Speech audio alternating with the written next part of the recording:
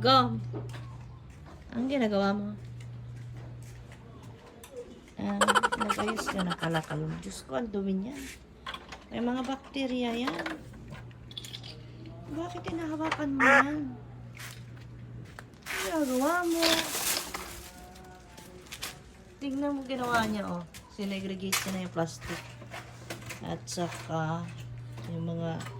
Diyos ko, tapon mo na yan. Alam mo, magkakaroon ka ng sakit ng hawak ka ng hawak mo.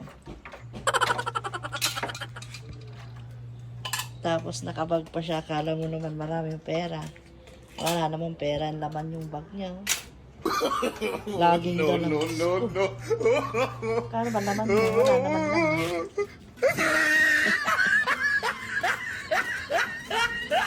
Diyos ko, tapon mo na yan. Doon sa may ano. Huwag mo ibuhos sa halaman ko, ha?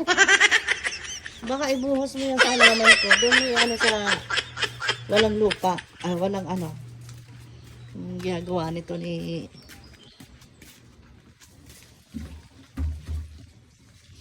Ha?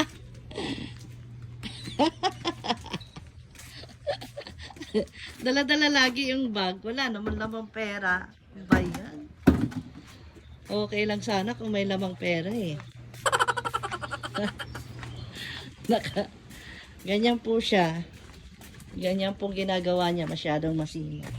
Sabi ko nga yung mga plastic ng bote na yan eh. Itapon, lagay na sa basurahan. Ayaw niya, inipon niya pa rin.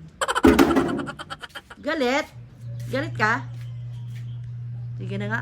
Bye.